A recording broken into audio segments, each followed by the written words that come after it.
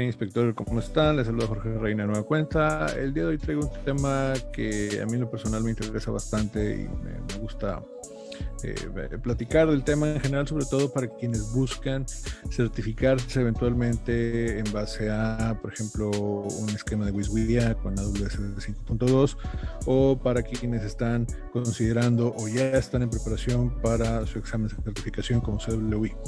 Este tema hace referencia sobre todo al precalentamiento y el tratamiento térmico posterior a la soldadura, ¿ok? Tratamientos térmicos posteriores. Fíjate que con ciertos materiales base y juntas soldadas, el precalentamiento y el tratamiento térmico posterior a la soldadura pueden ser necesarios para producir un conjunto soldado con ciertas propiedades o para mejorar ciertas condiciones de propiedades y que esta soldadura sea sólida, ¿okay? Y que resista eventualmente el trabajo para el cual está diseñada. Estos requisitos de precalentamiento y de tratamiento térmico posterior a la soldadura deberían estar detallados y deberían estar bien definidos en las especificaciones del procedimiento de soldadura correspondientes, ¿ok? Y debería acatarse durante la soldadura de producción y estarla constantemente verificando y estar bien seguros que estos puntos se tomen en cuenta y se verifican, ¿ok? Por ejemplo, el precalentamiento, recordemos un poco que es el calentamiento de la junta soldada previo a que se aplique la soldadura, y esto se hace principalmente para conseguir o para mantener la temperatura de precalentamiento que haya sido especificada en algún procedimiento. Y también vale la pena tener en cuenta que para muchos materiales, además de establecer una temperatura de precalentamiento, puede ser necesario también considerar limitaciones, ¿sí? Para temperatura entrepasadas, por ejemplo.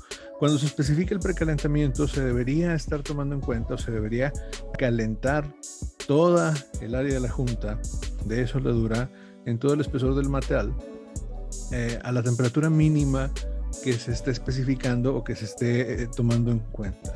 Para obtener una temperatura uniforme, en este caso, en todo el espesor del metal, se aconseja ubicar la fuente o las fuentes de calor que se vayan a estar utilizando en una cara del metal y medir su temperatura, en este caso, en la cara opuesta, que es una práctica que a veces, al menos en algunos proyectos donde he estado involucrado, no lo hacen, lo quieren medir directamente del mismo lado donde están aplicando el calor, y aparte, después pudiéramos entrar en otro tema, el cómo medirlo. Eso lo tengo separado para un tema donde quiero hablar un poco de termografía infrarroja, que estoy preparando ahí en unas semanas más.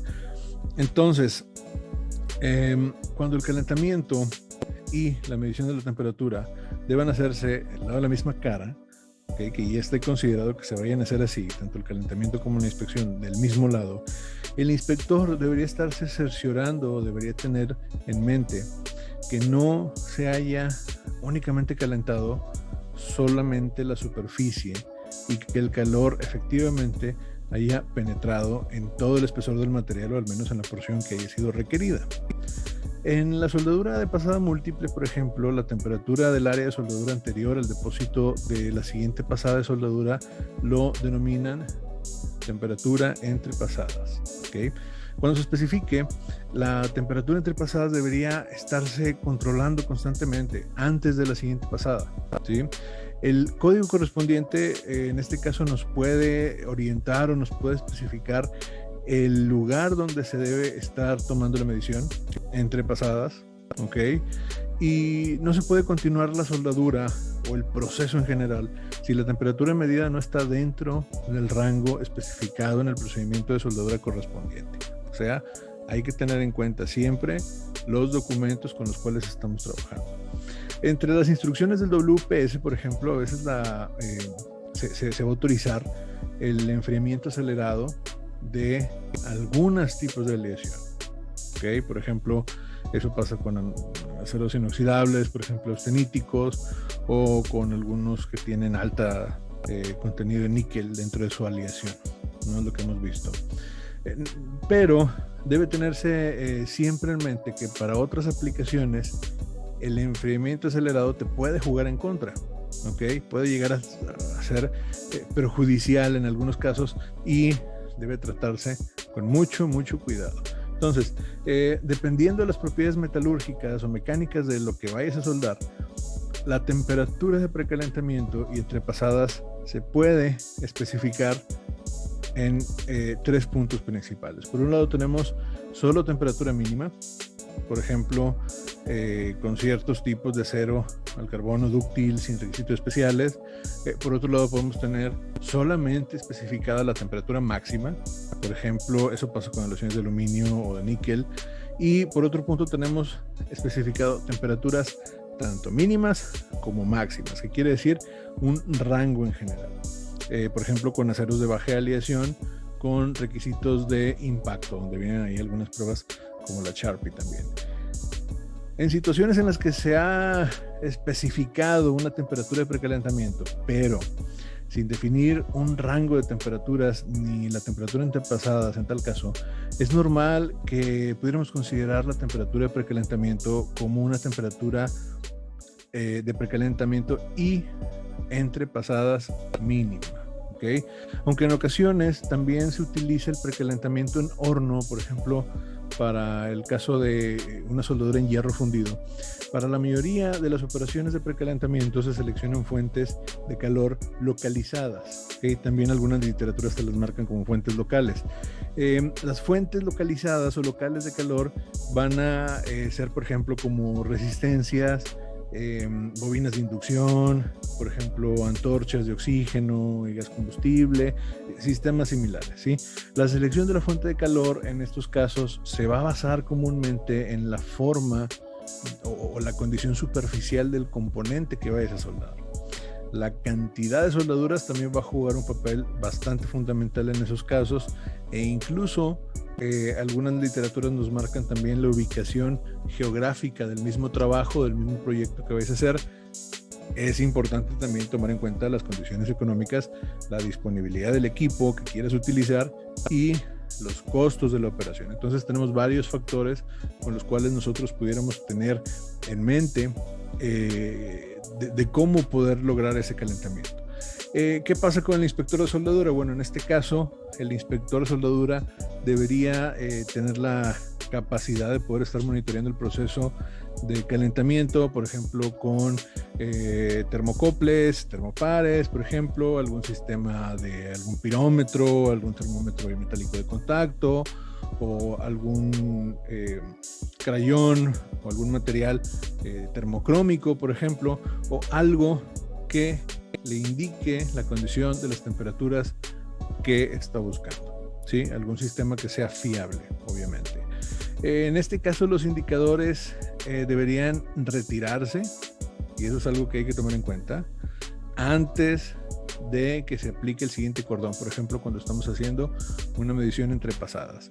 Cuando se utilizan los termocoples, por ejemplo, de superficie, pues también es importante tener en cuenta que estén calibrados de acuerdo con las instrucciones del fabricante y que tengas bien en cuenta las condiciones de precisión y exactitud del componente. Y bueno, pues para la mayoría de los metales es aconsejable realizar una operación de secado, ¿sí? Diseñada para eliminar en este caso cuestiones como la condensación de la superficie y algunos otros efectos que te puede ocasionar la humedad, que de lo contrario pues nos van a generar poros o grietas en la soldadura, y bueno, pues es una manera en la cual podemos evitar este tipo de discontinuidades.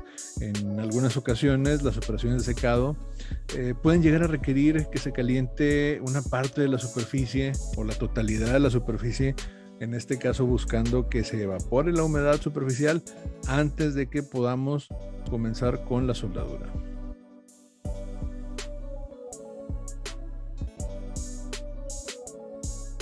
Fíjate, hablando un poco más en forma sobre el tratamiento térmico posterior a la soldadura, que es muy común que lo abrevien con las letras PWHT.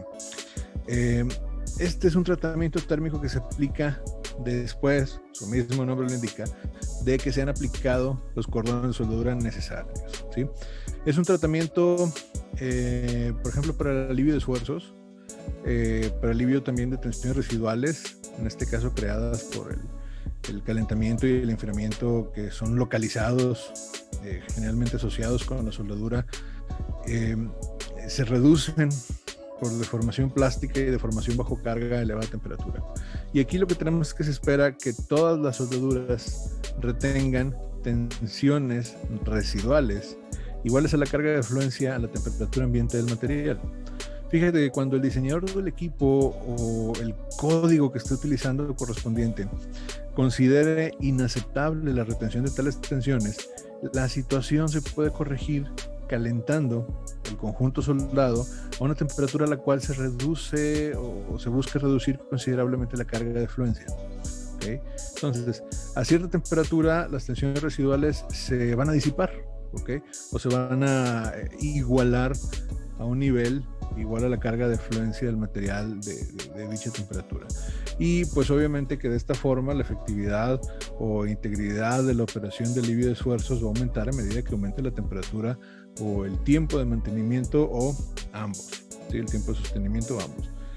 Para evitar que se vuelvan a establecer estas tensiones residuales, va a ser necesario un enfriamiento controlado, ¿sí? Generalmente un enfriamiento que tome cierto tiempo, con una cierta lentitud y que sea uniforme, ¿sí?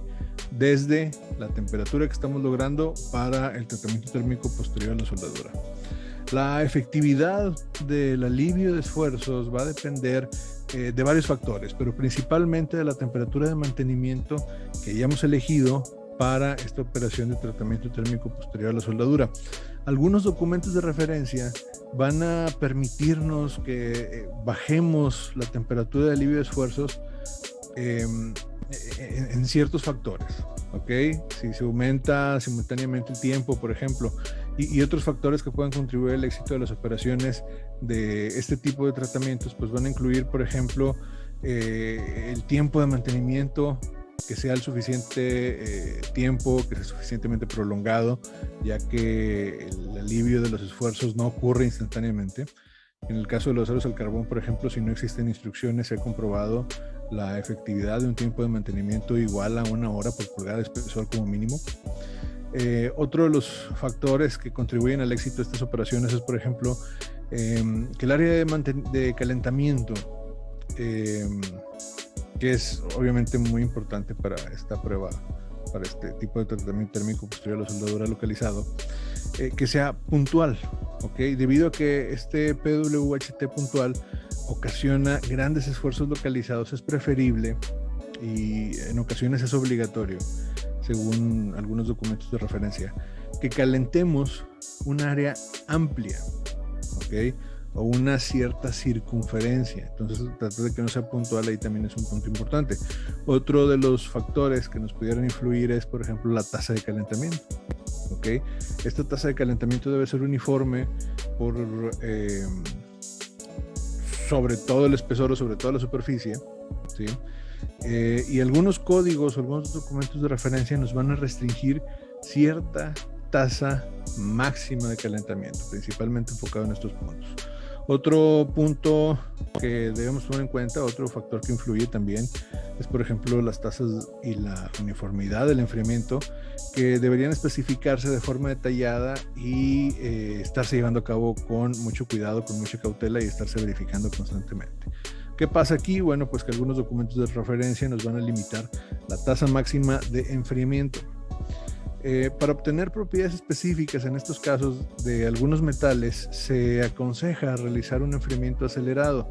Sin embargo, lo que pasa aquí es que en la mayoría de los componentes el enfriamiento lento va a maximizar el efecto de templado y va a minimizar las tensiones residuales. Algunas operaciones de tratamiento térmico posterior a la soldadura no han cumplido con su objetivo debido a tasas de enfriamiento inadecuadas, que hayan sido mal programadas o que hayan sido mal controladas. Entonces aquí los documentos de referencia, los códigos, las normas, las especificaciones en general, que sean correspondientes, que sean afines a este punto.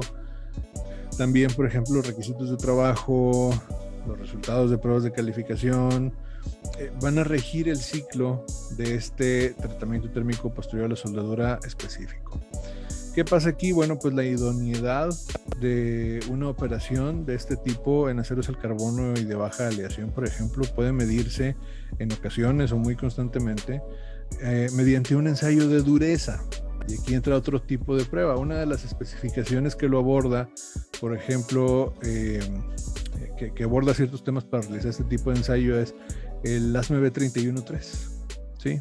Enfocado a tuberías de plantas químicas y refinerías en temas de petróleo. Además de operaciones de este PWHT mediante horno, también en ocasiones se utilizan equipos locales, ¿ok? Equipos un poco más enfocados a cierta área. Los mismos procesos que se utilizan en este caso para el precalentamiento ya fueron mencionados en otras ocasiones, incluso en otros videos que tenemos por ahí en YouTube. Pero por lo general no es aconsejable emplear o utilizar algunas antorchas de oxígeno o gas combustible para este tipo de tratamientos, ya que va a ser un poco complicado lograr una distribución uniforme de la temperatura, ¿sí? Va a ser un poco más ahí de prueba y error, y normalmente no estamos para eso. Hay un documento de AWS que es el D10.10, que son prácticas recomendadas para el calentamiento local de soldaduras en tuberías, y ahí ustedes pueden encontrar algo de información un poco más detallada sobre cada uno de los procesos, incluido también una comparativa en cuanto a ventajas y limitaciones, ¿sí? Y luego viene un tema importante que es la inspección. ¿Cómo vamos a inspeccionar o qué es lo que debemos tomar en cuenta para la inspección del tratamiento térmico? En este caso, muchos programas de control de calidad o de aseguramiento de calidad del producto que hayan sido implementados por los fabricantes utilizan distintos tipos de inspecciones o inspecciones en distintos puntos de la secuencia de la fabricación o en general de lo que se esté desarrollando. Y los puntos de inspección relacionados con el tratamiento térmico pueden ser varios. Por ejemplo, por un lado tenemos la comprobación de las temperaturas del precalentamiento, obviamente también la temperatura entre pasadas, y del tratamiento térmico posterior a la soldadura. Puede ser que el inspector esté enfocado en verificar temperaturas y desde ahí asegurar que lo demás se vaya a hacer bien. Otro de los puntos es que puede también tenerse una comprobación de la limpieza, ¿sí? La limpieza de la superficie previa al calentamiento, obviamente previa a la soldadura, y el tratamiento térmico posterior a la soldadura. Otro punto que también se puede verificar es la calibración de los equipos o de los dispositivos indicadores o pirómetros o medidores de temperatura que se va a utilizar, y su correcto uso, que ahí entra un poco también algo de temas de termografía infrarroja, y también que los estemos ubicando adecuadamente. ¿Qué más? Por ejemplo, el monitoreo de la operación de tratamiento térmico posterior a la soldadura también, en este caso para garantizar que se hayan cumplido los requisitos del procedimiento. Otro punto importante también pudiera ser, por ejemplo, la comprobación de la precisión de dimensiones en un conjunto soldado después del tratamiento térmico final, o la comprobación de la calidad de la soldadura después del tratamiento térmico final. O sea, hacerle alguna prueba no destructiva, por ejemplo, en ese caso. Es importante tomar algunas precauciones, ya que pues vamos a estar trabajando con calor, ¿sí? Tener cuidado para garantizar que las fuentes de calor o las herramientas que estemos utilizando que indican la temperatura no influyan adversamente en el conjunto soldado, y las superficies de la soldadura pues deberían estar limpias. Muchos de los errores en este tipo de procesos surgen por una falta de limpieza, y deberían haberse limpiado completamente antes de que se realice, por ejemplo, el tratamiento térmico. Si han sido expuestos a materiales que puedan perjudicar el metal durante el tratamiento, pues hay que tomarlo en cuenta, ¿ok? Estos elementos que pudieran llamar la atención, por ejemplo, cobre, plomo y mercurio, ¿ok? O cloruros y el zinc, sobre todo en temas de aceros inoxidables, que es donde más les pega. Algunas cantidades de azufre también se busca mantener fuera, se busca eliminar, ¿ok? Principalmente te va a afectar emisiones de níquel. Grandes cantidades de azufre, que esto va a afectarte la mayoría de los metales. Fluidos de corte, por ejemplo, que pasa mucho, que pasa por un proceso de maquinado o algo por el estilo y se queda impregnado de fluidos de corte. Bueno, pues en este caso algunos pueden contener halógenos y eso te puede dañar el material, sobre todo muy comúnmente aceros inoxidables. En caso de materiales pintados, por ejemplo, con alguna capa de recubrimiento, pues hay que retirar el recubrimiento antes de la operación de precalentamiento o de calentamiento o de postcalentamiento. Esto aplica siempre, porque los recubrimientos Sabemos que tiene algunos químicos ahí que nos pueden dañar o que pueden afectar el desempeño por temas de calor. Los contaminantes, en este caso, pues lo que puede hacer es que nos deterioren las propiedades de la soldadura y el área cercana o el área adyacente, o que aceleren un proceso de corrosión. Entonces, por eso mismo hay que tomar en cuenta este tipo de materiales.